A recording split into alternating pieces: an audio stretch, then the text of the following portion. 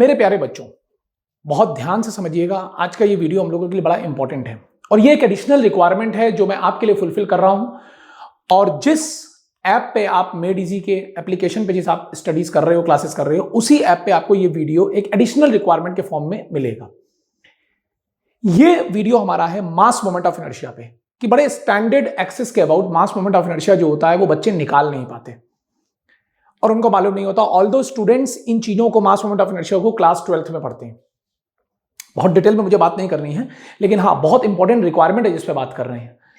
तो mass moment of inertia को बच्चे क्लास 11th में पढ़ते हैं कि डिफरेंट बॉडीज के मास मोमेंट ऑफ इनर्शिया क्या होते हैं with respect to the different axes. लेकिन स्टूडेंट्स इसको ढंग से कैलकुलेट नहीं कर पाते और these kind of things are widely used in our one of the most important topic of theory of machine, which is called mechanical vibrations. हालांकि mechanics में भी ये खूब यूज होता है, मैकेनिकल पैरामीटर है, ये मैकेनिक्स का पैरामीटर है, लेकिन मैकेनिकल वाइब्रेशन में भी ये बहुत यूज होता है। और हर बार हमारे स्टूडेंट्स बड़े बढ़िया क्वेश्चन मैकेनिकल वाइब्रेशन के कहते हैं, सर आपने मुझे बहुत अच्छा वाइब्रेशन पढ़ाया, लेकिन वो गलत कर देते हैं क्योंकि वो मास मोमेंट ऑफ इनर्शिया जहां जरूरत होती है उसको गलत निकाल देते हैं। तो मास मोमेंट ऑफ इनर्शिया के बारे में मैं जो डिस्कशन करने जा रहा हूं, उस डिस्कशन को थोड़ा ध्यान से समझिएगा। मैं फिर बोल रहा हूं, क्लास 11th में आपने ये चीज पढ़ी है फिजिक्स में, लेकिन स्टिल आप लोग कमजोर हैं, इसलिए मैं ये वीडियो आपको दे रहा हूं। इसके 2 पार्ट दूंगा मैं आपको। आज आपको पहला पार्ट मिल रहा है, कल आपको दूसरा पार्ट मिलेगा। जब आपको mass moment of inertia standard bodies के क्लियर हो जाएंगे with respect to their standard axis, किस एक्सिस के अबाउट क्या मास मोमेंट ऑफ इनर्शिया है स्टैंडर्ड बॉडी का, जो बॉडीज हमारी यूज होनी है, मैं उन पे ही ज्यादा फोकस करूंगा। तो अगर हमारी एक्सिस चेंज हो जाती है और एक्सिस शिफ्ट हो जाती है, तो कैसे हम पैरेलल एक्सिस थ्योरम या परपेंडिकुलर एक्सिस थ्योरम लगा के डिफरेंट अदर एक्सिस के अबाउट भी उन बॉडीज के मोमेंट ऑफ इनर्शिया निकाल पाए, ये हम लोग डिस्कशन कल के लेक्चर में करेंगे। कल एक आपको एडिशनल लेक्चर और मिलेगा, तो एक आज लेक्चर मिलेगा, एक कल लेक्चर मिलेगा। तो इस बात का विशेष ध्यान दें, राइट। बड़े छोटे छोटे लेक्चर हैं, लेकिन आपको थोड़ा सा इसके रिजल्ट कैसे आए हैं इनको ध्यान रखना है। हालांकि मैं डिराइव करूंगा यहां पर, लेकिन डिराइव करने की बहुत ज्यादा इंपॉर्टेंस नहीं है यहां पर। मेन चीज है मास मोमेंट ऑफ इनर्शिया कितना होता है और किस एक्सिस के अबाउट होता है इन बॉडीज का। तो first of all my dear, एक पॉइंट मास का मोमेंट ऑफ इनर्शिया क्या होता है? Mass moment of inertia, mass moment of inertia of point mass.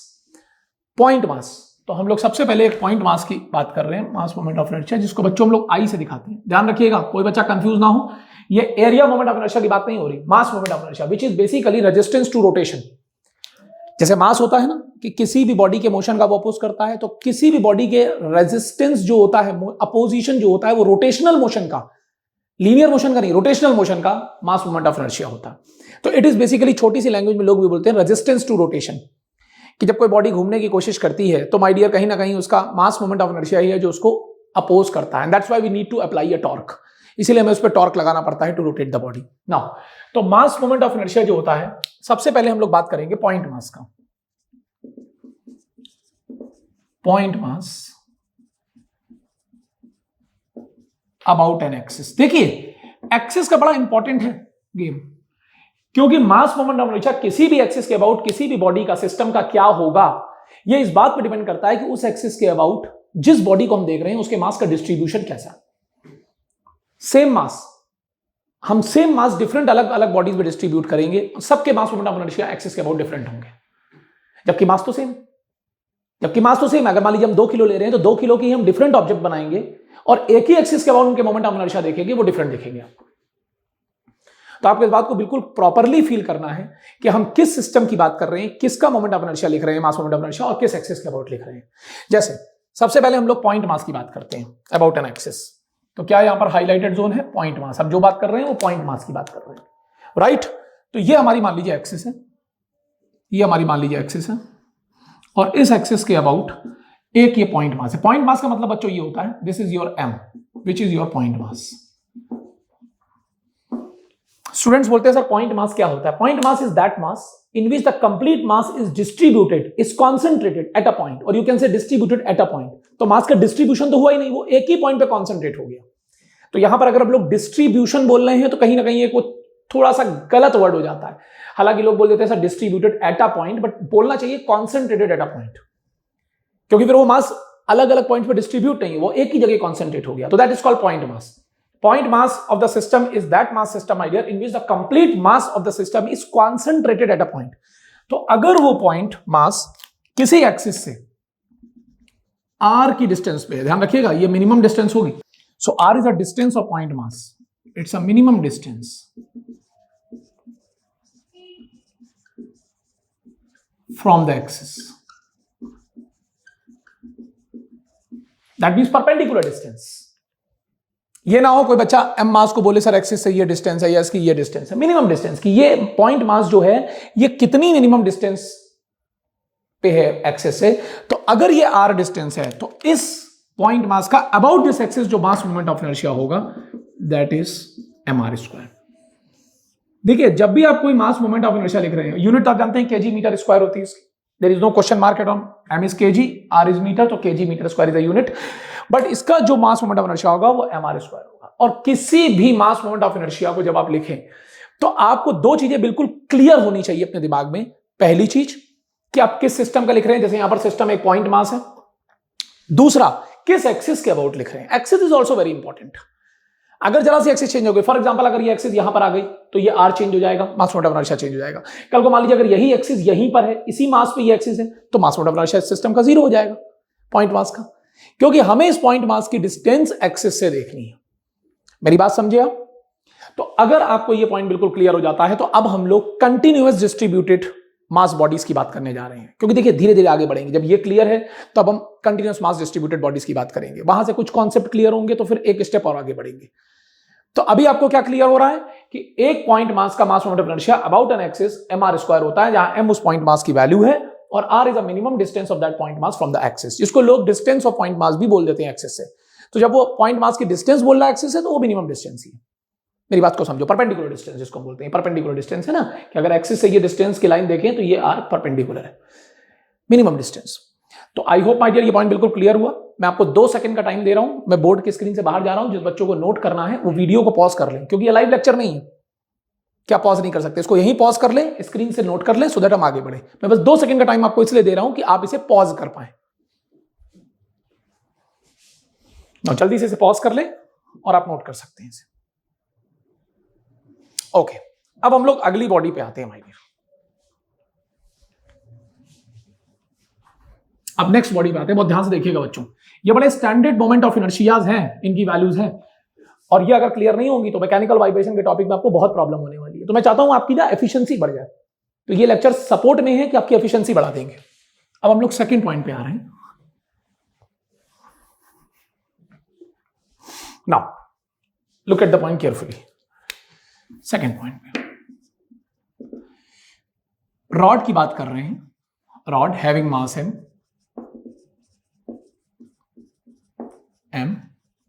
And length l, right. एक रॉड जिसका मास m है, मतलब ये कंटिन्यूअस बॉडी मास हो गया, क्योंकि मास पूरी रॉड की लेंथ में डिस्ट्रीब्यूटेड है, जिसकी लेंथ l है, and about an axis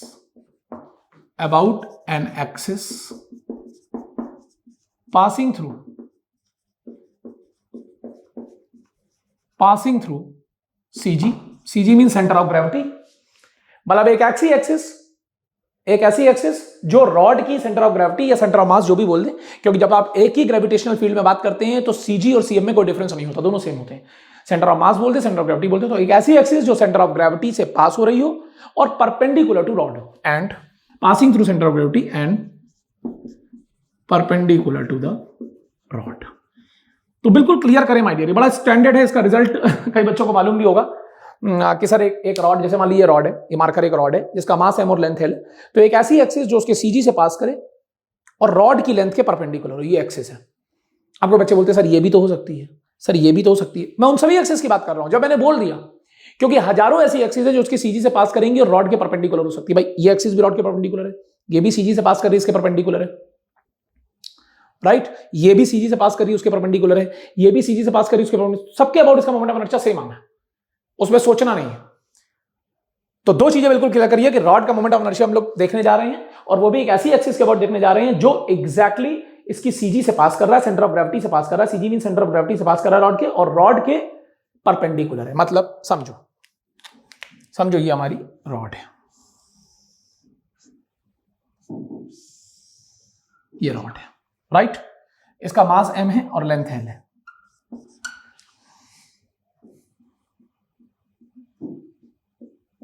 clear?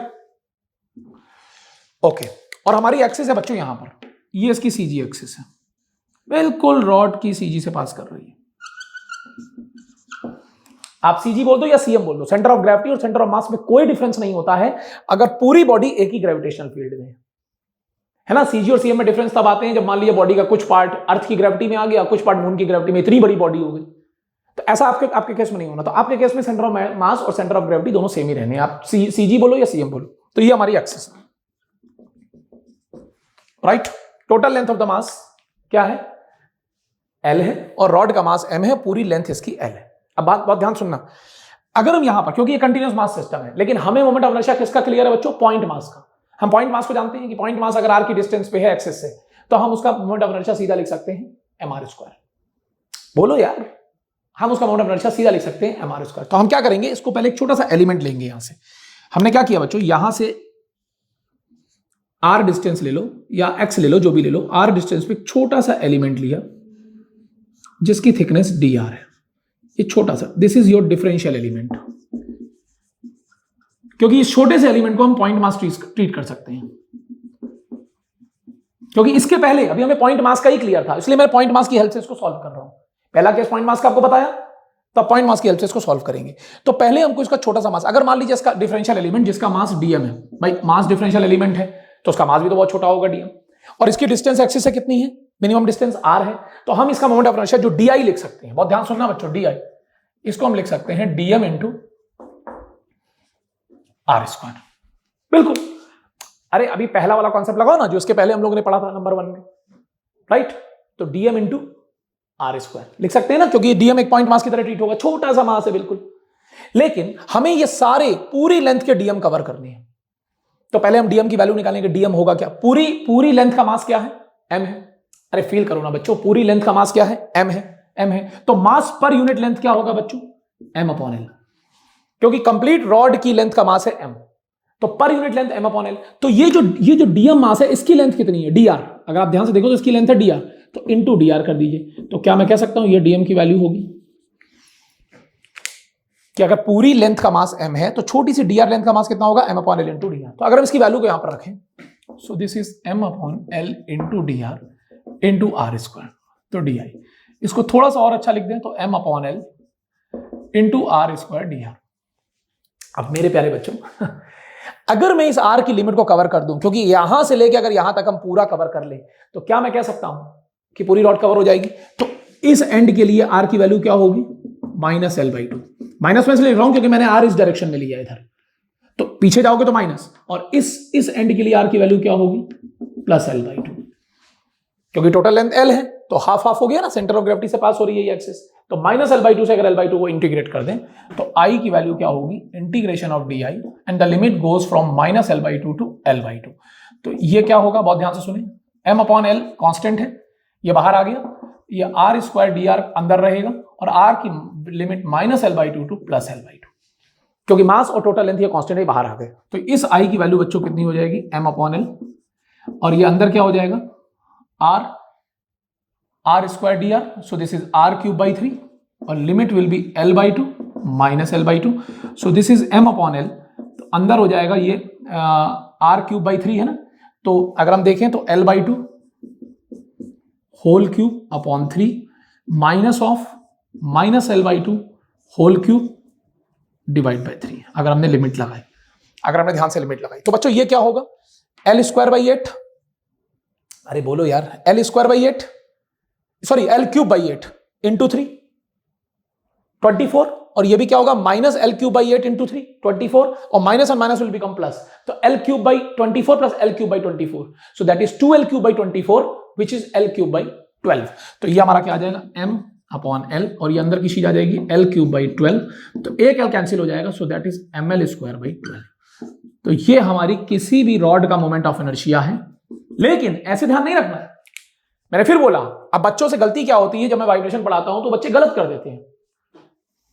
वो बोलते हैं जहां रॉड आती है, इस तरह का कोई रॉड आ गई जिसका मास m है और लेंथ l है, तो सीधा उनके मुंह से सिर्फ एक ही वर्ड निकलता है, सर रॉड का मोमेंट ऑफ इनर्शिया। अंधा भी जानता है सर ml स्क्वायर बाई 12, लेकिन वो ये भूल जाते हैं किस एक्सिस के अबाउट। यार जरा सी एक्सिस चेंज हो गई, अगर मान लीजिए इस एक्सिस को भी हम यहां से यहां ले आते हैं, तो मैं अगले लेक्चर में बताऊंगा इसका मोमेंट ऑफ इनर्शिया कैसे निकालना है, क्योंकि that is a game of parallel axis theorem and perpendicular axis theorems. तो वो थ्योरम आपको बाद में, पहले standard moment of inertia clear हो। स्टैंडर्ड का मतलब कि this is the rod moment of inertia about an axis, this is a rod moment of inertia, बहुत ध्यान सुनना, this is a rod moment of inertia about an axis passing through CG, passing through CG and perpendicular to rod। तो ये चीज अपने दिमाग में बिल्कुल रखें। बाकी मेरा मेन पर्पस आपको डिराइव कराना नहीं है, मैंने करके दिखा जरूर दिया, लेकिन मेरा मेन पर्पस इसको डिराइव कराना नहीं है। मेन पर्पस हमारा ये है कि स्टैंडर्ड मोमेंट ऑफ इनर्शिया होता है जो हम लोग क्लास 11 12 में पढ़ते हैं, बीटेक में नहीं पढ़ना है हमको।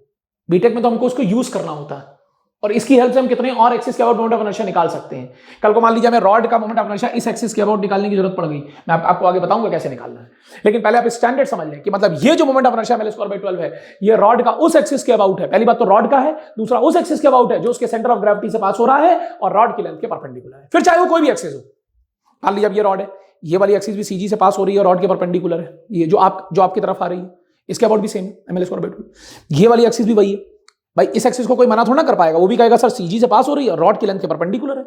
सर ये वाली भी सीजी से पास हो रही है, रॉड की लेंथ के परपेंडिकुलर है, बिल्कुल ml स्क्वायर बाई 12। सर ये वाली भी रॉड की लेंथ के परपेंडिकुलर है, सीजी से पास हो रही है, ml स्क्वायर बाई 12। क्लियर? तो आई होप माय डियर आपको ये एक एंजॉयमेंट फील हुआ होगा कि यस सर हमने बेसिक्स कभी क्लास 11 में पढ़े थे, लेकिन ठीक है हमसे जो मिस्टेक होती थी वो हम याद करते थे इसलिए होती थी, लेकिन अब आपको क्लियर है कि ml स्क्वायर बाई 12 होता है और किस एक्सिस के अबाउट होता है रॉड का। चलिए अब हम तीसरे एलिमेंट पे जाएंगे, और तीसरा एलिमेंट हमारा है बच्चों रिंग। अब हम रिंग पे जाएंगे। पहले मैं आपको टाइम दे रहा हूं 2 सेकंड का कि आप वीडियो को यहीं पॉज करके नोट कर सकते हैं। नाउ माय डियर स्टूडेंट्स, अब हम तीसरे कंटिन्यूअस मास डिस्ट्रीब्यूटेड ऑब्जेक्ट पे आते हैं। अब हम थर्ड केस में आ रहे हैं, वो भी कंटिन्यूअसली मास डिस्ट्रीब्यूटेड ऑब्जेक्ट है। अभी रॉड की बात हुई थी, अब उसके बाद इसकी बात हो रही है, राइट? इसका नाम है रिंग, कि एक रिंग जिसका मास m है। थर्ड केस बहुत ध्यान से देखेंगे बच्चों, कहीं पर भी कोई भी चीज मिस नहीं होनी चाहिए आपसे, क्योंकि इसमें बड़ी ट्रबल है लोगों की। समझ आइए, हमारी ब्लेसिंग्स हैं जो आपको मैं एक्स्ट्रा से दे रहा हूं। बड़ी ट्रबल है, क्लास 11 में लोग बच्चों को क्लियर नहीं होता, वो ट्रबल में रहते हैं हमेशा। Ring of mass m and radius capital R and axis is passing through CG and perpendicular to the plane of ring। इस बात को समझो, एक्सिस का मेन गेम है बच्चों, मैं फिर बोल रहा हूं, एक्सिस का मेन गेम है, एक्सिस का मेन गेम है। अगर एक्सिस मिस हुई तो सब कुछ मिस हो जाएगा। तो रिंग जिसका मास m है एंड रेडियस r है, और एक ऐसी एक्सिस, जैसे मान लीजिए ये रिंग है, तो एक ऐसी एक्सिस जो उसके सीजी से पास हो रही है, जैसे मान लीजिए ये रिंग है, मैं निकाल के दिखा देता हूं, इसी को ले लें आप, ये रिंग है, ये रिंग सामने से देखिए, एक ऐसी एक्सिस रिंग का मास m और रेडियस कैपिटल r है, एक ऐसी एक्सिस जो उसके सेंटर ऑफ मास से पास हो रही है, सेंटर ऑफ ग्रेविटी से पास हो रही है, और रिंग के प्लेन के, ये रिंग का प्लेन है, उसके परपेंडिकुलर है ये एक्सिस। या अगर हमने ऐसी रिंग रखी है तो ये एक्सिस,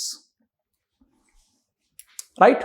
बड़ा सिंपल है इसके अबाउट मोमेंट ऑफ इनर्शिया, क्योंकि हमें इसमें ज्यादा एफर्ट नहीं लगाने पड़ेंगे। क्यों नहीं लगाने पड़ेंगे, उसके रीजन है, मैं आपको दिखाता हूं। रिंग की बच्चों खास बात ये होती है कि उसमें सारा का सारा मास पेरीफेरी पे होता है। जैसे ये रिंग है, रिंग में अंदर कोई भी मास नहीं होता, थिकनेस इज नेग्लिजिबल, पूरा मास उसकी पेरीफेरी पे होता है। और एक्सिस यहां मैं आप बोर्ड पे बना नहीं सकता हूं, क्योंकि मैंने रिंग ऐसे बनाई है, तो एक्सिस समझ लीजिए परपेंडिकुलर टू द बोर्ड है। ये इसकी सीजी है, सेंटर है, right? Axis perpendicular to the board है, इसका मास m और रेडियस r है। Here axis is perpendicular to the plane, मतलब बोर्ड, एंड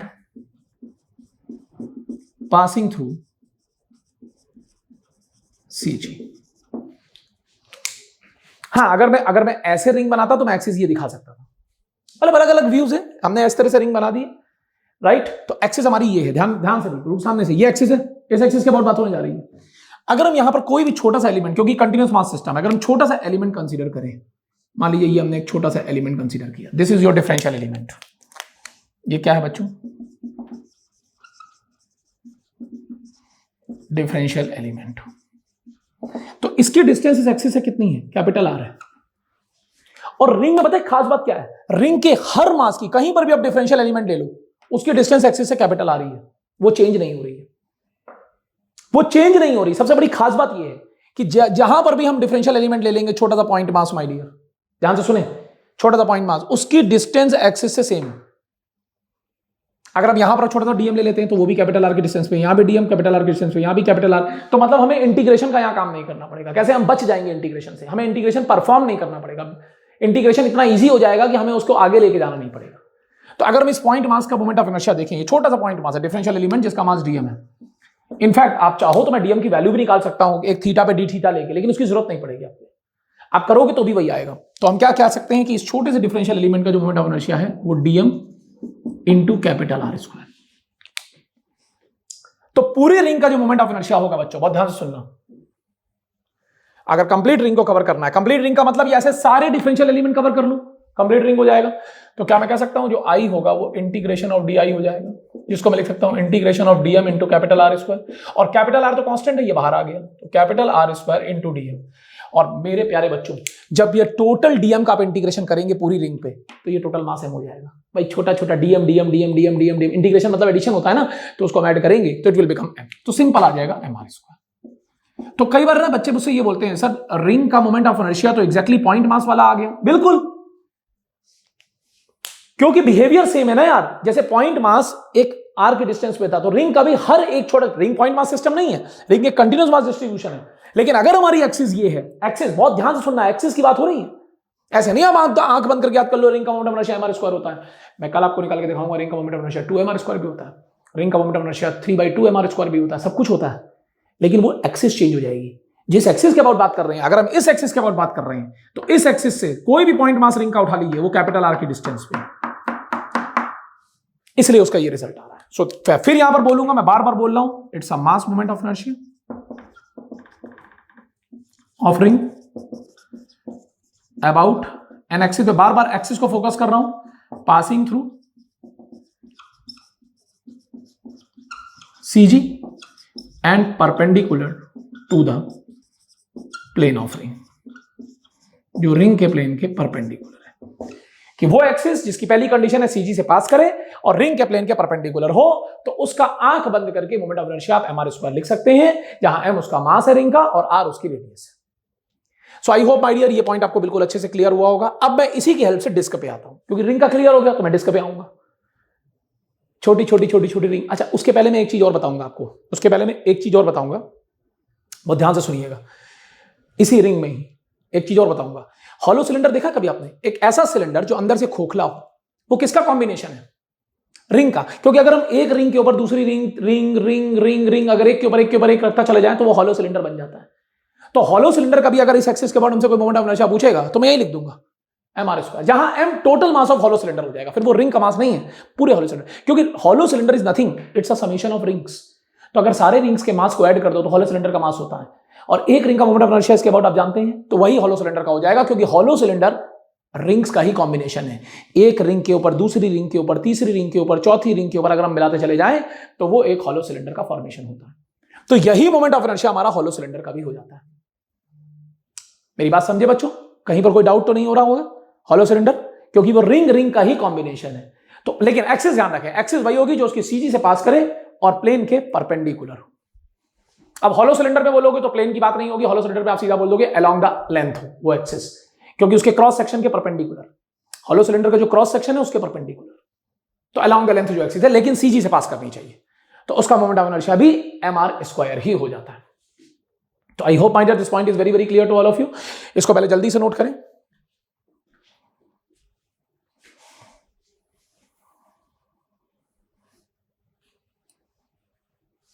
स्क्रीन को पॉज कर ले माय डियर, आप पॉज करके इसको नोट कर सकते हैं। चलिए अब हम लोग आगे आ रहे हैं। अब मैं इसको हटा रहा हूं और अगले एलिमेंट पे आता हूं जिसका नाम है डिस्क। बहुत ध्यान से देखिएगा बच्चों, जिसका नाम है डिस्क।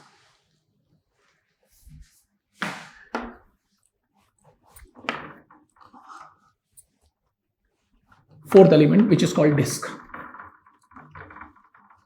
मैं आपको ये भी बता रहा हूं ये सब चीजें निकली कैसे हैं, तो सो दैट आपको ना एक फीलिंग आ जाए अंदर से कि यस सर जो हम कर रहे हो बिल्कुल करेक्ट है।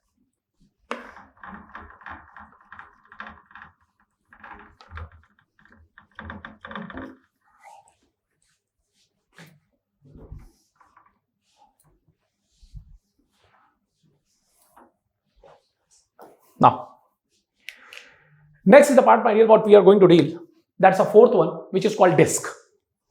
कि डिस्क का अपनी स्टैंडर्ड एक्सिस के about moment of mass moment of inertia क्या होता है, बहुत ध्यान से देखें, जिसको मैं फोर्थ वन बोल रहा हूं, that is called disc.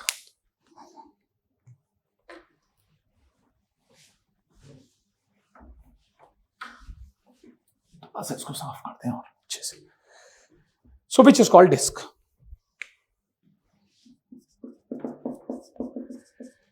of mass m, comma radius capital R and axis is passing through, and axis is passing through, थोड़ा सा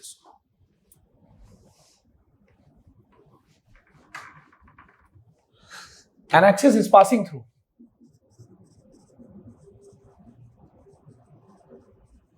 द सेंटर ऑफ ग्रेविटी या सेंटर ऑफ मास, में बार बार बोल रहा हूं, सीजी बोले या सीएम बोले एक ही बात है, passing through centre of gravity and perpendicular to the plane of disc, right, and perpendicular to the plane of disc. पहले बिल्कुल स्टैंडर्ड एक्सिस, मैं जो जिस एक्सिस के अबाउट बता रहा हूं बिल्कुल स्टैंडर्ड एक्सिस है, क्योंकि कल को अगर मैं किसी और एक्सिस के अबाउट निकालना भी पड़ा तो इसी की हेल्प से निकलेगा इसी की हेल्प से निकलेगा, इसलिए ये क्लियर होना बहुत जरूरी है। ये क्लियर नहीं होगा तो फिर दिक्कत हो जाएगी आपको। अब ये डिस्क है बच्चों, बहुत ध्यान से सुनना। ये मैंने इसको शेड इसलिए कर दिया कि अंदर भी मटेरियल है, रिंग नहीं है, ये डिस्क है जिसका मास है m और रेडियस कैपिटल R है। ये इसकी सीधी है, कभी कभी लोग इसको सिंपल सेंटर भी बोल देते हैं, क्योंकि अगर यूनिफॉर्मली मास डिस्ट्रीब्यूटेड सिस्टम है तो आपका सीजी आपके ज्योमेट्रिक सेंटर पे ही होगा, तो लोग इसे सेंट्रॉइड भी कह देते हैं, क्योंकि हम लोग मान के चलते हैं mass is uniformly distributed. Are you getting my point? तो कभी वो अपना सेंटर भी बोलते, सिंपल सेंटर भी बोलते, सीजी ना बोल के, तो समझ जाइए उसी की बात हो रही है। परेशान नहीं होना है, क्योंकि हम लोग जो सिस्टम्स को डील कर रहे हैं वो ये मान के कर रहे हैं कि यूनिफॉर्मली डिस्ट्रीब्यूटेड मास सिस्टम है। ओके, अब बच्चों थोड़ा सा इस डायग्राम को और अच्छा कर लें। अब क्या करना है हम लोगों को, बहुत ध्यान से देखें। या चलिए थोड़ा सा रिंग में और अच्छे से बना दूं, सॉरी डिस्क, हल्का सा डायग्राम थोड़ा सा टेढ़ा बना है।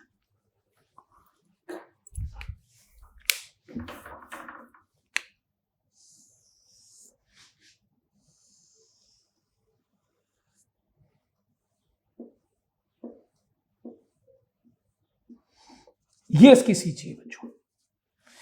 अब एक बच्चा ये बोलता है सर डिस्क क्या है? कॉम्बिनेशन ऑफ रिंग्स है। बिल्कुल सही बात है, डिस्क अगर देखा जाए तो कॉम्बिनेशन ऑफ रिंग्स है। भाई देखो, एक रिंग लो, फिर उससे थोड़ी सी ज्यादा रेडियस की एक और रिंग लो, थोड़ी सी ज्यादा रेडियस से एक और रिंग लो, थोड़ी सी ज्यादा रेडियस की एक और रिंग लो, तो रिंग के बाहर, रिंग के बाहर, रिंग के बाहर, लेकिन रेडियस डिफरेंट होनी चाहिए, सेम नहीं।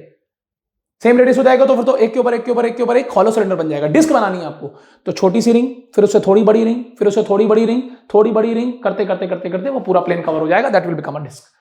तो अगर मुझे डिस्क का मास मोमेंट ऑफ इनर्शिया निकालना है तो हम क्या करेंगे, यहां पर एक छोटा सा डिफरेंशियल एलिमेंट लेंगे रिंग के फॉर्म में, क्योंकि रिंग का मुझे क्लियर है, तो रिंग का मैं यहां पर रिजल्ट लगा सकता हूं और उससे मैं डिस्क को कवर करूंगा। कैसे? बहुत ध्यान से देखना। मैंने यहां पर एक छोटा सा आर रेडियस पे dr थिकनेस की डिफरेंशियल रिंग कंसीडर करिए। डिफरेंशियल एलिमेंट है बच्चों, ये रिंग है। डिफरेंशियल एलिमेंट किस फॉर्म में? रिंग। कई बार बच्चे बोलते हैं साहब आपने रिंग के फॉर्म में क्यों लिया? क्योंकि रिंग को इंटीग्रेट करने पे डिस्क मिल रही है। तो स्मॉल आर रेडियस की रिंग हमने ली, dr थिकनेस, उस थिकनेस उसकी क्या है? dr है। तो ये हमारा क्या है बच्चों? डिफरेंशियल एलिमेंट है। Differential element in the form of ring, जिसका मास है d, जिसका मास है d। अब बच्चा कहता है सर इस रिंग का मास हम कैसे निकालेंगे? सिर्फ ब्लू वाला, सिर्फ ब्लू वाला। अभी पूरी डिस्क मत देखना, सिर्फ ब्लू वाले की बात हो रही है जिसकी रेडियस स्मॉल आर है और थिकनेस डी आर है। इसका मास कैसे निकालेंगे? तो एक बात बताइए, पूरी डिस्क का मास क्या है? एम। और पूरी डिस्क का एरिया क्या है? पाई आर स्क्वायर। भाई डिस्क तो एरियल बॉडी है ना, डिस्क में वॉल्यूम तो होगा नहीं, एरिया ही होगा ज्यादा से ज्यादा। Is it sure? तो पूरी mass M, area pi are square. तो क्या मैं कह सकता हूं मास पर यूनिट एरिया है। अब रिंग का एरिया क्या है? रिंग की पेरिफेरी कितनी होगी? रिंग की पेरिफेरी होगी 2 पाई स्मॉल आर, क्योंकि रेडियस इस रिंग की डिफरेंशियल एलिमेंट की स्मॉल आर है। और थिकनेस कितनी है? D R. तो अगर पेरिफेरी को हम थिकनेस से मल्टीप्लाई कर दे तो रिंग का एरिया आ जाएगा। तो क्या मैं कह सकता हूं कि पूरी डिस्क का मास है एम और उसका एरिया है पाई आर स्क्वायर, तो ये मास पर यूनिट एरिया हो गया। और अगर हम उसे रिंग के एरिया से मल्टीप्लाई कर दें तो सीधा ये differential element mass of the ring आ जाएगा डीएम। क्या आप इस बात को मानते हैं कि differential element mass of the ring आएगा? और अगर हम ध्यान से देखें तो यहां से पाई और पाई कैंसिल हो गया। So this is 2m upon R square, this is 2m upon capital R square into small R D R. ये डीएम की वैल्यू। अब एक बच्चा कहता है सर इस रिंग का मोमेंट ऑफ इनर्शिया मुझे मालूम है, डिफरेंशियल एलिमेंट मैंने रिंग के फॉर्म में लिया, ध्यान रखना, क्योंकि रिंग का मैं करके आ चुका हूं। क्या होता है रिंग का? M R square. तो इसकी रेडियस क्या है? डी। इसका मास क्या है? डीएम। और इसकी रेडियस क्या है? Small R. तो मैं इसके रिजल्ट को यूज करूंगा, मतलब कहने का मतलब जो मैंने थर्ड केस किया था उसके रिजल्ट को यहां पर यूज करूंगा। तो इसका जो डी आई होगा, स्मॉल मोमेंट ऑफ इनर्शिया, वो क्या होगा? DM into small R square. बच्चे बोलते हैं सर ये आपने कैसे लगा दिया? अरे रिंग के रिजल्ट को यूज किया ना मेरे प्यारे बच्चों, रिंग के रिजल्ट को यूज किया। रिंग का रिजल्ट यही था ना कि अगर उसकी मास एम और रेडियस आर हो तो उसका मोमेंट ऑफ इनर्शिया इस एक्सिस के अबाउट एम आर स्क्वायर होता है। तो ये डीएम और स्मॉल आर की रेडियस, तो डीएम आर स्क्वायर हो गया इस एक्सिस के अबाउट। मैं बार बार बोल रहा हूं एक्सिस ये है, सीजी से पास हो रही है, प्लेन के परपेंडिकुलर है। तो मेरे प्यारे बच्चों अगर मैं इस डीएम की वैल्यू को यहां पर रखूं, डीएम की वैल्यू ये है 2m upon capital R square into small R D R into R square. तो ये हो जाएगा 2m upon capital R square into R cube into D R. अब मेरे प्यारे बच्चों अगर मैं इस डी आई को इंटीग्रेट कर दूं और स्मॉल आर को 0 से लेकर कैपिटल आर तक कवर कर दूं, क्योंकि टोटल रेडियस जो है इसकी वो कैपिटल आर है, आपको मालूम है डिस्क की। तो अगर मैं इस रिंग को यहां से लेके यहां तक पूरा कवर कर दूं तो डिस्क बन जाएगी। तो क्या मैं कह सकता हूं जो आई होगा वो इंटीग्रेशन ऑफ डी आई होगा, small R going from 0 to going to capital R. तो बच्चों 2m upon capital R square तो कॉमन आ गया, अंदर आर क्यूब डी आर और ये 0 टू कैपिटल आर की limit. So this is 2m upon R square, ये बन जाएगा कैपिटल आर पावर 4/4। ये 2 से कैंसिल हो जाएगा और एक आर स्क्वायर कैंसिल, तो एम आर स्क्वायर बाई 2। कितनी बड़ी बात है बच्चों, सोचो। हम लोग खूब पढ़ते हैं डिस्क का moment of inertia M R square by 2 होता है, लेकिन कोई भी बच्चा इस बात का ध्यान नहीं रखता किस एक्सिस के अबाउट होता है। देखिए मैं डिराइव कर रहा हूं, उसका कोई काम नहीं है, लेकिन आपको ये कॉन्सेप्चुअल क्लियरिटी आनी चाहिए कि किस एक्सिस के अबाउट है ये। तो यहां आपको पूरा लिखना पड़ेगा कि this is a disc moment of inertia, disc moment of inertia about an axis passing through CG and perpendicular to the plane of disk। परेशान मत होना मेरे प्यारे बच्चों, मैं फिर बोल रहा हूं परेशान मत होना। कल कोई बच्चा बोले सर अगर मान लीजिए हमारी एक्सिस यहां आ जाती तो हम कैसे निकालेंगे? अरे ये मैं अगले लेक्चर में बताऊंगा, कल के लेक्चर में, अभी नहीं। ये मैं कल के लेक्चर में बताऊंगा, ये अभी नहीं बताना है। ये डिस्कशन हमारे कल के लेक्चर में होगा कि parallel axis perpendicular axis theorem कैसे लगाएंगे। पहले स्टैंडर्ड मोमेंट ऑफ इनर्शिया समझ जाइए और ये क्लियर कर लीजिए कि ये किस एक्सिस के अबाउट है, कौन सी हमारी स्टैंडर्ड एक्सिस है जिसके अबाउट में ये रिजल्ट लिख रहा हूं। बच्चों से गलती यही होती है, वो सिंपल बस इतना जानते हैं disc moment of inertia M R square by 2, भूल जाते हैं यार किस एक्सिस के अबाउट लिखा है। एक डिस्क में एक मोमेंट ऑफ इनर्शिया नहीं होता, करोड़ों मोमेंट ऑफ इनर्शिया होते हैं। जरा सी मैं एक्सिस अभी घुमा दूंगा, एक्सिस चेंज कर दूंगा, मोमेंट ऑफ इनर्शिया चेंज हो जाएगा, जबकि ऑब्जेक्ट वही होगा। और मैं बार बार इस बात को फोकस कर रहा हूं कि एक्सिस और ये मास मोमेंट ऑफ इनर्शिया है, ये एरिया मोमेंट ऑफ इनर्शिया नहीं है जिसका मुझे काम है। Mass moment of inertia vibration में खूब यूज होना है, तो उसके पहले इसको परफेक्ट कर लो, नहीं तो हर जगह आप परेशान रहोगे। So I hope my dear this is clear. चलिए इसी के साथ मैं एक पॉइंट और बता देता हूं, सॉलिड सिलेंडर। मैं लिख नहीं रहा हूं, जैसे हॉलो सिलेंडर बताया था, सॉलिड सिलेंडर। सॉलिड सिलेंडर वो होता है जिसके अंदर हर जगह मास है, तो आपको फील नहीं होता। वो सेम रेडियस की डिस्क का कॉम्बिनेशन है। भाई एक डिस्क के ऊपर दूसरी डिस्क रखो, तीसरी रखो, चौथी रखो, ऐसे 10-15 डिस्क रख दीजिए, सॉलिड सिलेंडर बन गया। तो उसका भी इस एक्सिस के अबाउट मोमेंट ऑफ इनर्शिया, क्योंकि एक्सिस वही है जो क्रॉस सेक्शन के परपेंडिकुलर हो और सीजी से पास हो, उस एक्सिस के अबाउट मोमेंट ऑफ इनर्शिया। जैसे डिस्क का क्या था एम आर स्क्वायर बाई 2, तो सॉलिड सिलेंडर का भी एम आर स्क्वायर बाई 2 होगा। हॉलो सिलेंडर रिंग का कॉम्बिनेशन था, सॉलिड सिलेंडर डिस्क का कॉम्बिनेशन है, तो इस एक्सिस के अबाउट उसका moment of inertia M R square by 2 ही होना है। तो आपसे कोई डिस्क का पूछ ले या हॉलो सिलेंडर का पूछ ले, about an axis passing through centre of gravity या सेंटर ऑफ मास या ज्योमेट्रिक सेंटर, कोई भी बोल दो, क्योंकि वो अभी हम लोगों के लिए सब कुछ सेम है। And perpendicular to its plane. Cylinder थोड़ी 3 डायमेंशनल बॉडी हो जाती है तो उसमें प्लेन नहीं बोलते, परपेंडिकुलर टू क्रॉस सेक्शन बोल दीजिएगा, लेकिन डिस्क में परपेंडिकुलर टू प्लेन। एक्सिस वही है भाई, ये एक डिस्क है, हम इस एक्सिस के ऊपर बात कर रहे हैं, इसी डिस्क के ऊपर डिस्क बात कर लीजिए तो उसी एक्सिस के ऊपर बात कर रहे हैं। अगर सॉलिड सिलेंडर का हुआ तो वो डिस्क का कॉम्बिनेशन है, उसका भी रिजल्ट यही लिखा जाएगा mr²/2। So I hope my dear this point is very very clear to all of you. इसको जल्दी से आप नोट कर लें, मैं स्क्रीन के बाहर जा रहा हूं, वीडियो को यहीं पॉज करें और पूरा नोट करें। क्लियर? अब की बार हम अगले ऑब्जेक्ट पे आने वाले हैं।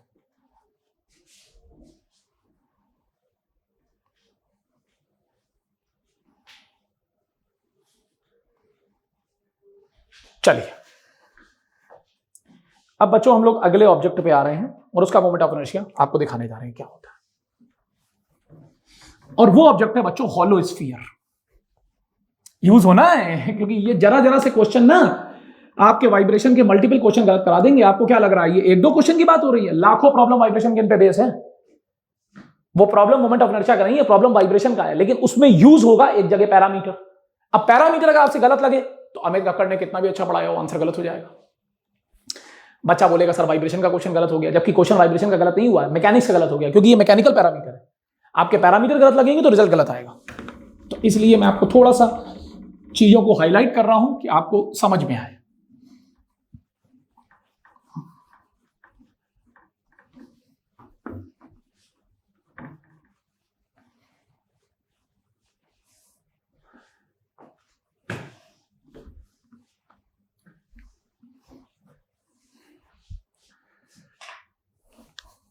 ना अब बहुत ध्यान से देखिएगा बच्चों, अब हम लोग आते हैं हॉलो सिलेंडर। किस पे आ रहे हैं? हॉलो सिलेंडर पे आ रहे हैं। हॉलो सिलेंडर हॉलो सिलेंडर नहीं, हॉलो स्फीयर मतलब गोला, हॉलो स्फीयर जो अंदर से खोखला, जैसे प्लास्टिक की बॉल होती है, that is basically hollow sphere. पहले आराम से सोच लीजिए हम लोग किस चीज की बात कर रहे हैं। हॉलो स्फीयर जैसे प्लास्टिक की बॉल होती है ना, हम उसी की बात कर रहे हैं my dear. So my dear students, अब थोड़ा सा ध्यान देंगे आप हॉलो स्फीयर में, थोड़ा सा ध्यान देंगे बच्चों, right? You have to take care little bit in hollow sphere, क्योंकि हॉलो स्फीयर भी रिंग का कॉम्बिनेशन है, लेकिन कैसे रिंग का कॉम्बिनेशन है इस बात को हमें जस्टिफाई करना पड़ेगा।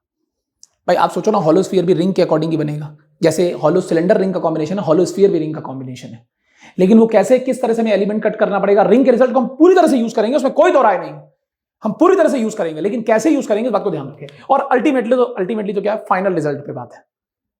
मैं आपको कॉन्फिडेंस के लिए डिराइव कर दे रहा हूं, बट आपको कहीं डिराइव करना नहीं है, रिजल्ट यूज करना है सीधा। तो ये हमारा केस कौन सा हो गया बच्चों? 5th case, hollow cylinder, sorry hollow sphere, बार बार सिलेंडर निकाला है मेरे मुंह से, of mass m, radius capital R and axis passing through CG। अब बच्चा यहां पर हमें कोई प्लेन की बात नहीं करनी है, एक्सिस पासिंग थ्रू CG, क्योंकि 3 डायमेंशनल बॉडी है ना। तो 3 डायमेंशनल बॉडी में क्या होता है, जो भी CG बोलो, CM बोलो, सेंटर ऑफ मास बोलो, सेंटर ऑफ ग्रेविटी बोलो, ज्योमेट्रिक सेंटर बोलो, या खुद का सेंटर बोल दो, क्योंकि यहां पर हम जितनी भी बॉडीज को ट्रीट कर रहे हैं वो यूनिफॉर्मली डिस्ट्रीब्यूटेड मास सिस्टम में ट्रीट कर रहे हैं।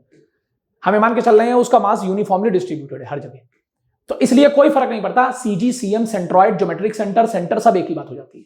अब हॉलो स्फीयर है 3 डायमेंशनल बॉडी, उसके सेंटर से जितनी भी एक्सिस पास करेंगे, चाहे वो एक्सिस ये हो, ये हो, ये हो, ये हो, उसके अबाउट मास की जो सिमेट्रिसिटी है वो सेम, मास का डिस्ट्रीब्यूशन चेंज नहीं होगा, चाहे कोई भी एक्सिस हो। तो अब यहां पर हमें कोई ये नहीं लिखना कि परपेंडिकुलर टू प्लेन ही होनी चाहिए कि क्या होनी चाहिए, राइट? क्योंकि 3 डायमेंशनल बॉडी है। हॉलो स्फीयर में क्या होता है, इन 3 dimensional every mass is at a distance capital R, every mass. So you must be very very careful to understand this point, बहुत ध्यान से इस बात को समझें। तो हमारा क्या होगा, ये हमारा हॉलो स्फीयर है, this is your hollow sphere, ध्यान रखना बच्चों, this is our hollow sphere. So my dear students, तो अब ये एक हॉलो स्फीयर, ध्यान रखना बच्चों क्योंकि एक्चुअली वो 2 डायमेंशन में और ये 3 डायमेंशनल डायग्राम है, तो आपको थोड़ा सा देखने में लगेगा कि सर ये हमें कैसा लग रहा है, बट ये स्फीयर है, ध्यान रखना, खोखला स्फीयर, अंदर कोई मटेरियल नहीं है, mass is totally at the periphery, जिसका मास m है और रेडियस r है। क्लियर? तो बच्चों कोई भी एक्सिस हम उठा लेते हैं, जैसे मान लीजिए यही हमारी एक्सिस है, क्योंकि अभी देखिए यहां पर अब कोई फर्क नहीं है, यहां में ये नहीं लिखना वो किस प्लेन के परपेंडिकुलर या पैरेलल, कुछ नहीं लिखना, बस एक्सिस पासिंग थ्रू सीजी। क्योंकि हॉलो स्फीयर के लिए सेंटर से, centre of gravity, centre of मास या सेंट्रॉइड जो भी बोल दो आप, उससे पास होने वाली हर लाइन एक तरह से सेम मोमेंट ऑफ इनर्शिया देगी उस एक्सिस के अबाउट। क्यों? क्योंकि मास का डिस्ट्रीब्यूशन उसके अबाउट बिल्कुल सेम है। 3 डायमेंशनल बॉडी है ना, और तीनों डायमेंशन में सेम रेडियस पे मास होता है, राइट? तो आई होप माय डियर आप इस बात को समझ पा रहे हैं। तो हमने इसमें क्या किया, हम रिंग के रिजल्ट को यूज करेंगे, लेकिन हम कैसे रिंग को कट करेंगे आप इस बात को समझो।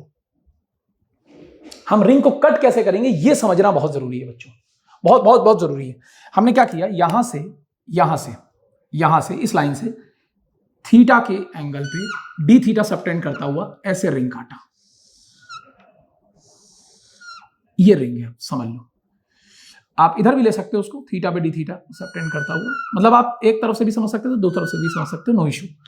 तो ये बहुत ध्यान से सुनना, यहां से थीटा एंगल पे कितनी थिकनेस की, डी थीटा एंगल सबटेंड करती हुई हमने ये रिंग काटी, स्लाइस समझते हो, ये हमारी रिंग है, this is our ring. Slice समझो, स्लाइस कटी है ये जैसे हॉलो स्फीयर है उसको हमने ये स्लाइस काट दी, ये स्लाइस जैसे एक लेयर काटी हमने, ये एक नाइफ है हॉलो स्फीयर पे, हमने ये चलाया लेयर, तो वो क्या मिलेगी हमको, रिंग मिलेगी, क्योंकि अंदर मास तो है नहीं, तो ये हमको एक रिंग मिली। This is your differential element, sorry this is your differential element, but it is in the form of ring. ये हमारा डिफरेंशियल एलिमेंट है, लेकिन ये किस फॉर्म में है, रिंग के फॉर्म में है। सो this is your differential element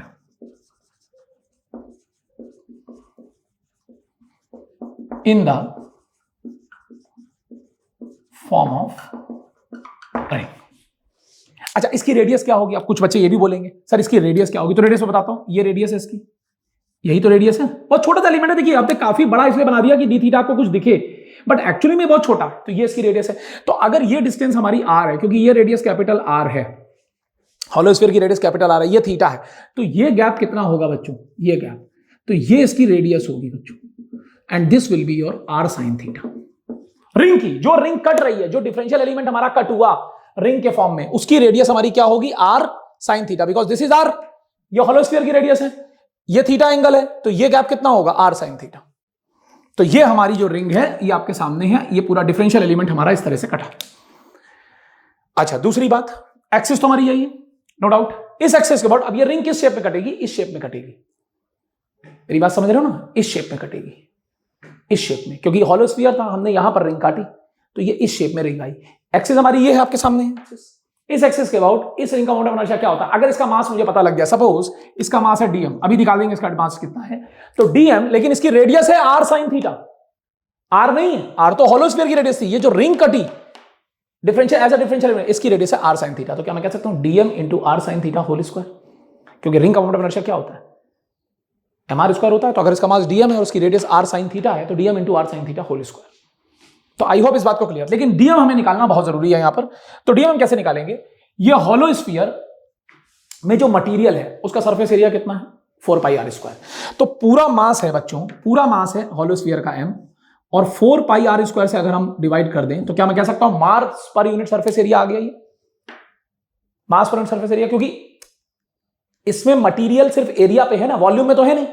hollow sphere में वॉल्यूम भी है, लेकिन मास तो अंदर नहीं है ना, मास तो सिर्फ सरफेस एरिया पे है, तो पर यूनिट सरफेस एरिया कितना मास हुआ। अच्छा, इस रिंग का सरफेस एरिया क्या होगा, बहुत ध्यान से सुनना, इसकी थिकनेस निकालनी पड़ेगी पहले। अगर हमने आर पे, अगर हमने थीटा पे डी थीटा की सबटेंड करके लिंक काटी, तो ये जो इसकी थिकनेस होगी, ये थिकनेस होगी रिंग की बच्चों, ये जो हमारी थिकनेस होगी, फील करो, ये जो हमारी थिकनेस होगी ये कितनी होगी, आर डी थीटा। अरे यार, arc angle, arc is equal to angle into radius, तो ये डी थीटा का एंगल सबटेंड हो रहा है, ये डी थीटा का एंगल है, ये डी थीटा का एंगल है, और रेडियस है आर, तो ये थिकनेस रिंग की कितनी होगी, आर डी थीटा।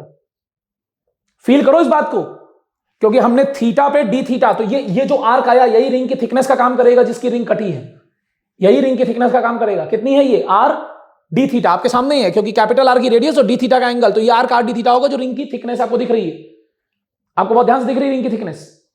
तो हमारी रिंग की थिकनेस अगर ये है, तो रिंग की पेरीफेरी कितनी है, रिंग की पेरीफेरी है 2 पाई आर साइन थीटा। क्यों, क्योंकि रिंग का रेडियस है आर साइन थीटा। अरे फील करो ना, रिंग का रेडियस आर साइन थीटा, तो रिंग की पेरीफेरी कितनी है, periphery 2 pi R sine theta, और रिंग की थिकनेस कितनी है, आर डी थीटा। तो अगर पेरीफेरी को हम थिकनेस से मल्टीप्लाई कर दें तो रिंग का सरफेस एरिया आ जाएगा, तो multiplied by are D theta. तो कितने बच्चे इस बात को सोच सकते हैं कि पूरी हॉलो स्फीयर का मास m है, पूरा हॉलो स्फीयर का मास m है, पर unit mass, per unit surface area m upon 4 pi are square, क्योंकि 4 pi are square hollow sphere का सरफेस एरिया है और रिंग का एरिया है ये सरफेस एरिया। तो अगर रिंग के सरफेस एरिया से मल्टीप्लाई कर दें तो क्या मैं कह सकता हूं रिंग का मास आ जाएगा dm। फील करो इस बात को कि पूरे हॉलो स्फीयर का mass m 4 pi are square से डिवाइड किया तो पर यूनिट सरफेस एरिया मास आ गया, और रिंग का सरफेस एरिया ये है क्योंकि 2 पाई आर साइन थीटा उसकी थिकनेस, तो ये सर्कमफ्रेंस हो गई रिंग की, इनटू आर डी थीटा उसकी थिकनेस। रेडियस उसकी आर साइन थीटा थी ना, तो सर्कमफ्रेंस हो गई 2 पाई आर साइन थीटा और आर डी थीटा उसकी थिकनेस। अच्छा, अब बच्चों प्यार से देखो, ये आर स्क्वायर इन आर स्क्वायर से कैंसिल और ये पाई इससे कैंसिल, तो हम इसको क्या लिख सकते हैं, और ये 2 से भी कैंसिल हो जाएगा, ये 2 से 2 कैंसिल हो जाएगा, तो m upon 2 sign theta D theta. तो क्या मैं कह सकता हूं इस dm की वैल्यू जो हमारी आ गई वो आ गई m upon 2 sign theta D theta. Feel करो आराम से, m अपॉन 2 क्योंकि पाई कैंसिल हो गया, ये 2 से 2 कैंसिल हो जाएगा, m upon 2 into sine theta D theta. This is your dm, this is your dm, इसमें कहीं कोई दो राय नहीं। अच्छा, अब बात क्या आती है कि अगर हमें पूरा मोमेंट ऑफ इनर्शिया निकालना है, अगर हम कंप्लीट मोमेंट ऑफ इनर्शिया निकालना चाहते हैं तो इस बात को हमें कहीं इग्नोर नहीं करना है। फील द ब्यूटी, अगर हम पूरा मोमेंट ऑफ इनर्शिया निकालना चाहते हैं तो ये क्या होगा, इंटीग्रेशन ऑफ डी आई होगा। लेकिन डी आई की वैल्यू हमें पहले लिखनी पड़ेगी कि डी आई कितना होना है। तो डी आई क्या होगा यहां पर, डीएम इंटू रिंग का जो रेडियस है वो R sine theta whole square. हमने रिंग के रिजल्ट को यूज किया, रिंग का मोमेंट ऑफ इनर्शिया एक्सिस के अबाउट क्या था, एम आर स्क्वायर। तो इसका मास क्या है डीएम और इसकी रेडियस क्या है, आर नहीं है, R sine theta whole square. तो क्या मैं कह सकता हूं कि ये m अपॉन 2 ये साइन थीटा और साइन स्क्वायर थीटा, तो साइन क्यूब थीटा हो जाएगा, आर स्क्वायर यहां से आ जाएगा, R square into sine cube theta D theta. So this will be your D I. ये हमारा डी आई हुआ, और अगर इस डी आई को हम इंटीग्रेट कर दें तो टोटल हमें मोमेंट ऑफ इनर्शिया आई मिल जाएगा। तो इसमें क्या चीज कांस्टेंट है, एम आर स्क्वायर बाई 2 बाहर आ गया, एम आर स्क्वायर बाई 2 बाहर हो गया और अंदर बचा sine cube theta into D theta. अब आती है बात theta going from where to where. सोचना है क्योंकि हमें पूरे हॉलो स्फीयर को कवर करना है। एक बात सोचो, जब थीटा 0 होगा तो यहां वाली रिंग कवर होगी, और जब थीटा 180 होगा तो यहां वाली रिंग कवर हो जाएगी। तो आपको फील नहीं होता थीटा गोइंग फ्रॉम 0 टू 180? इसमें कई बार बच्चे गलत सोच लेते हैं कि sir theta going from 0 to 360। No, क्योंकि एक पर्टिकुलर थीटा पे ये पूरी रिंग कवर हो रही है। जब थीटा 90 आएगा तो यहां वाली रिंग कवर हो जाएगी, और जब और 90 चलेगा तो यहां वाली भी कवर हो जाएगी। तो theta going from 0 to 180 degree पूरा होलो स्फीयर कवर हो जाएगा। So theta going from 0 to theta going to pi या 180 डिग्री जो भी लिख दें। अब ये सब्स्टिट्यूशन बच्चों आप लोगों को करना होता है। आपको मालूम है इंटीग्रेशन बाय सब्स्टिट्यूशन क्या होता है, और जब आप ये सब्स्टिट्यूशन कर लेते हो, जैसे हम इसको ब्रेक करते हैं, आपको मालूम होगा, मैं दिखा देता हूं लेकिन आप करके देखना। M R square by 2 sine cube theta को हम लिख सकते हैं sine square theta into sine theta D theta, theta going from 0 to pi. अगर मैं रेडियन में लिख रहा हूं तो this is M R square by 2 integration sine square theta को हम लिख सकते हैं 1 minus cos square theta into sine theta into D theta 0 to pi. इसमें कहीं कोई दो राय नहीं, इंटू 0 टू पाई। अब ये चीज हम लोग यहां पर ब्रेक कर सकते हैं। कैसे ब्रेक कर सकते हैं, हम कॉस थीटा को टी ले सकते हैं, सब्स्टिट्यूशन समझते हैं ना, कॉस थीटा को टी, तो minus sine theta D theta becomes D T. तो उसके हिसाब से हमारी लिमिट्स चेंज हो जाएंगी, फिर हमें टी की लिमिट्स पे लाना पड़ेगा। मेरी बात समझ रहे हो ना, मेरी बात समझ रहे हो? अगर हम यहां पर मान लीजिए साइन थीटा को टी, कॉस थीटा को टी एज्यूम करते हैं, बहुत ध्यान सुनना, बहुत ध्यान से। जैसे मान लीजिए सब्स्टिट्यूशन, हमने कॉस थीटा को यहां पर हमने टी एज्यूम कर लिया, तो minus sine theta D theta will be equal to D T. Sure? तो यहां से sine theta D theta will be minus D T, और लिमिट भी चेंज होंगी, लिमिट भी हमें चेंज करनी पड़ेंगी। तो लिमिट कैसे चेंज होंगी, जब थीटा 0 है, व्हेन थीटा इज 0 तो टी की वैल्यू क्या हो जाएगी, cos 0 1, तो टी विल बी 1। और जब थीटा पाई है, जब थीटा पाई है तो उस समय cos theta cos pi will be -1, तो T will be equal to -1। तो हमें लिमिट को चेंज करना पड़ेगा, जो 0 टू पाई था वो 1 टू -1। तो ये आई की वैल्यू क्या हो जाएगी, बहुत ध्यान से देखना, बाय सब्स्टिट्यूशन। तो हमने क्या किया, एम आर स्क्वायर बाई 2 बाहर आ गया, क्लियर। इंटीग्रेशन, जब थीटा 0 है तो टी 1 है, तो ये 1 ऊपर की लिमिट हो जाएगी -1, जब ये पाई है तो ये -1 है सब्स्टिट्यूशन से, और 1 माइनस टी स्क्वायर हो गया, और साइन थीटा डी थीटा को माइनस डी टी लिख सकते हैं, माइनस डी टी, राइट। तो ये सबसे इंपॉर्टेंट है। इस माइनस को अगर हम हटा दें तो ये लिमिट चेंज हो जाएगी। अरे लिमिट को हम अगर उल्टा कर दे तो ये माइनस उसमें कंज्यूम हो जाएगा। मेरी बात समझ रहे हैं? तो हम इसको लिख सकते हैं एम आर स्क्वायर बाई 2 और लिमिट में -1 to 1 कर सकते हैं 1 - t² dt। तो ये क्या हो जाएगा, अगर हम इसको देखें तो ये mr²/2 1 का dt 1 - 1 की जो लिमिट में अगर हम सॉल्व करेंगे तो 2 आएगा, माइनस ये क्या आ जाएगा 1/t³ तो ये 1³ और माइनस ऑफ माइनस 1³ तो दिस इज 1/3 माइनस ऑफ 1/3 तो -1 प्लस हो जाएगा 2/3 आ जाएगा। तो दिस विल बी -2/3। तो कितना हो जाएगा 3 × 2 6 - 2 4/3 तो दिस इज mr²/2। तो I will be equal to mr²/2 into 4/3 so which is 2/3 mr²। बहुत इंपॉर्टेंट रिजल्ट मेरे प्यारे बच्चों, ये बहुत इंपॉर्टेंट रिजल्ट है। It's a very very important result, very very important result my dear, इसमें कहीं कोई दो राय नहीं है। It's a very very important result कि किसी भी हॉलो स्फीयर का moment of inertia, this is a moment of inertia about an axis passing through CG, या सेंटर ऑफ मास बोल दें या सेंट्रॉइड बोल दें, एक ही बात है। 2/3 mr² होता है किसी भी हॉलो स्फीयर का moment of inertia about an axis passing through CG। कोई भी लाइन हो अगर वो CG से पास हो रही है हॉलो स्फीयर के तो उसके अबाउट उसका मोमेंट ऑफ इनर्शिया 2/3 mr² होता है। अच्छा एक बात का ध्यान रखना, इसको अब हम डायरेक्ट यूज करेंगे आगे।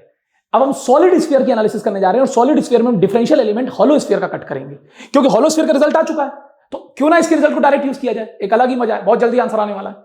जैसे याद करो रिंग का रिजल्ट हमने डिस्क निकाल दिया था, क्योंकि disc is a combination of the rings of various radius, yes और नो। तो हॉलो स्फीयर के भी अगर अलग अलग रेडियस का हॉलो स्फीयर ऐड करें तो सॉलिड स्फीयर बनता है। भाई एक हॉलो स्फीयर, उसके ऊपर हमने थोड़ी सी ज्यादा रेडियस का दूसरा हॉलो स्फीयर रखा, फिर थोड़ी ज्यादा रेडियस का तीसरा हॉलो स्फीयर रखा, तो वो सॉलिड स्फीयर बनना शुरू हो जाता है। तो हम उसी के इसके रिजल्ट से उसके रिजल्ट तक पहुंच जाएंगे। तो अब अगला और लास्ट पार्ट हमारा डिस्कस होने वाला है सॉलिड स्फीयर का। पहले आप इसे नोट कर ले, मैं बोर्ड की स्क्रीन से बाहर जा रहा हूं सो आप इसे नोट कर ले।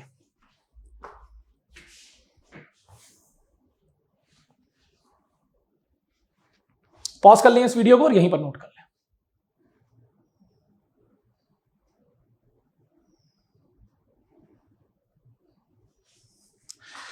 ओके माय डियर, सो अब हम लोग अगले पार्ट पे आ रहे हैं, बहुत ध्यान से देखें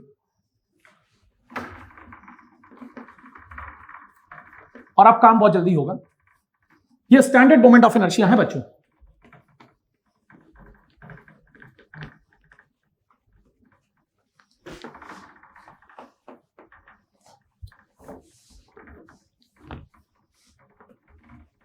बस डिफरेंशियल एलिमेंट जो हमें कट करना है ना, और उसका मास हम लोग कैसे रख रहे हैं, इस बात को थोड़ा सा समझ ले। और वैसे भी मैंने आपको बोला ये मैं डिराइव कर रहा हूं, इसका कोई काम नहीं है आपको, मेन काम रिजल्ट का है। मैं आपको कॉन्फिडेंस के लिए डिराइव कर रहा हूं कि आप 11th में एक बार रिवाइज हो जाएगा क्लास 11th में कैसे पढ़ते थे इनको।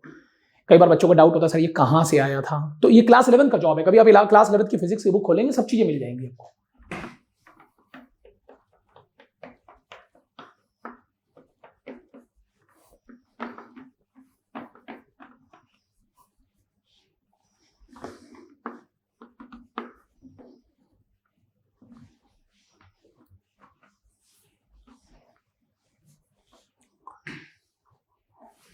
ना अब आते हैं हम लोग 6th पे और लास्ट पार्ट आज का, बस यहीं तक आपको पढ़ना है। और ये जो अब जो स्फीयर है वो सॉलिड स्फीयर है।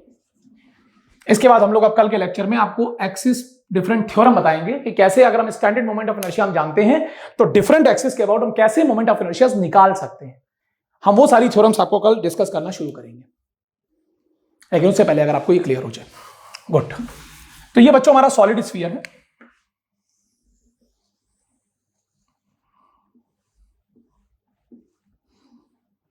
ये सॉलिड स्फीयर है, मास m, रेडियस क्लियर। अब इसमें हमने क्या किया, बहुत ध्यान से सुनना। और एक्सिस तो इसकी सीजी से पास हो रही, कोई भी एक्सिस उठा लीजिए यार। देखिए स्फीयर के लिए एक ही बात है, सीजी से करोड़ों लाइनें पास होती हैं और सबके लिए स्फीयर सिमेट्रिक है। लोग यही बोलते हैं कि सर स्फीयर में वैसा क्यों बोल रहे हो कि जो लाइन सीजी से पास होगी सबके about moment of inertia same होगा। क्यों? क्योंकि उसके लिए मास का डिस्ट्रीब्यूशन सेम है। आप स्फीयर में ये लाइन ले लो या ये लाइन ले लो, ये लाइन ले लो, आपको पूरे मास का डिस्ट्रीब्यूशन सेम नजर आएगा, तो मोमेंट ऑफ इनर्शिया सेम आना है। इसलिए मैंने यहां कोई प्लेन की बात नहीं करी, बस जो एक्सिस इसकी सीजी से सेंटर से पास हो रही है, सीजी बोलो, सेंटर बोलो, सेंटर ऑफ मास बोलो, सेंट्रॉइड बोलो, all words are same because here we are treating the continuous uniformly distributed mass system. लेकिन एक बात ध्यान रखना है कि स्फीयर में जो टोटल मास होता है वो एरिया में नहीं होता, वॉल्यूम में होता है। क्लियर? तो हमने क्या किया, हॉलो स्फीयर के रिजल्ट को यहां पर यूज करना है। तो हमने क्या किया, यहां पर आर थिकनेस पे, सॉरी आर रेडियस पे, स्मॉल आर की रेडियस पे एक हॉलो स्फीयर कंसीडर किया। ध्यान रखना ये रिंग नहीं है हॉलो स्फीयर है, क्योंकि जैसे डिस्क रिंग के कॉम्बिनेशंस थे वैसे ही सॉलिड स्फीयर अलग अलग रेडियस के हॉलो स्फीयर का कॉम्बिनेशन है, अलग अलग रेडियस के। तो हमने क्या किया, यहां पर स्मॉल आर डिस्टेंस पे छोटा सा स्मॉल आर डीआर थिकनेस का हॉलो स्फीयर कंसीडर किया। तो ये जो डिफरेंशियल एलिमेंट है बच्चों,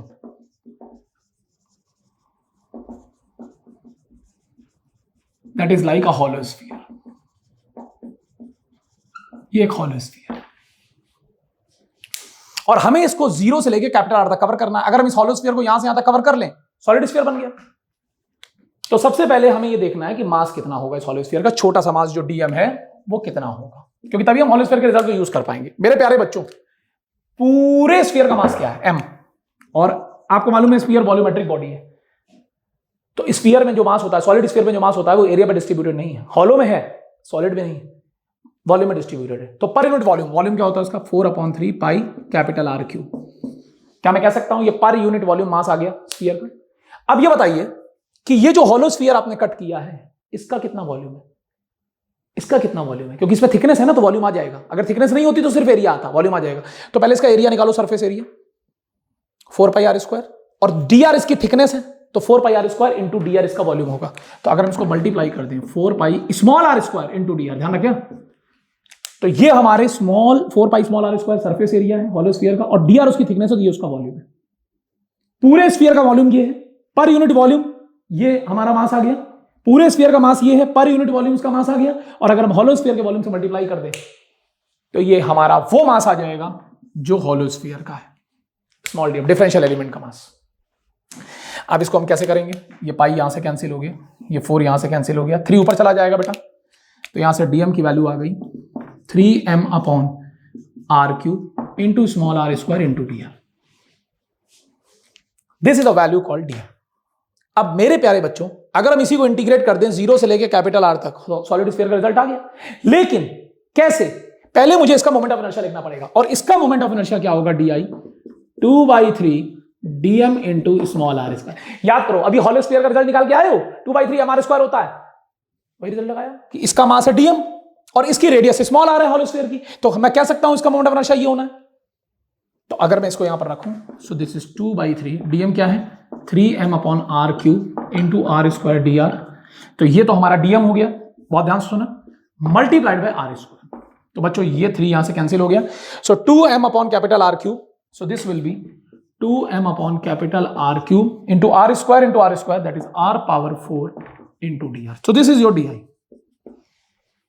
अब अगर हमको यहां पर पूरे सिस्टम का आई निकालना है सॉलिड स्फीयर का, तो इंटीग्रेशन ऑफ di, सो ये क्या हो गया, 2m/R³ बाहर आ गया, अंदर r⁴ इंटू dr। तो r की लिमिट क्या होगी, 0 टू कैपिटल R, क्योंकि r अगर यहां से लेके यहां तक आ जाए तो ये सॉलिड स्फीयर पूरा बन जाएगा। Now coming to the part, 2m/R³ into ये बन जाएगा r⁵/5, और ये r³ यहां से कैंसिल हो जाएगा, तो यहां से भी सेकेंड पावर बचेगी, सो इट इज 2/5 mr²। तो this is the moment of inertia of solid sphere about an axis. मैं बार बार एक्सिस पे फोकस कर रहा हूं, about an axis passing through CG। This is about an axis passing through CG। तो बच्चों हम लोगों ने यहां पर क्या किए, कितने मोमेंट ऑफ इनर्शिया पढ़े, बहुत ध्यान सुनो। सबसे पहले मैंने आपको पॉइंट मास का बताया जो सबसे इजी है, फिर मैंने आपको रिंग का बताया about an axis passing through centre of gravity, about an axis passing through centre of gravity perpendicular to the plane of ring, mr² होता है। फिर मैंने आपको डिस्क का बताया about an axis passing through centre of gravity and perpendicular to the plane of disc, mr²/2 होता है। फिर मैंने आपको हॉलो सिलेंडर और सॉलिड सिलेंडर का वहीं से कवर हो गया, हॉलो सिलेंडर का रिंग के इक्विवेलेंट हो जाएगा और सॉलिड सिलेंडर का डिस्क के इक्विवेलेंट हो जाएगा, बस उसमें मास जो है फिर हम हॉलो सिलेंडर और सॉलिड सिलेंडर का यूज करेंगे।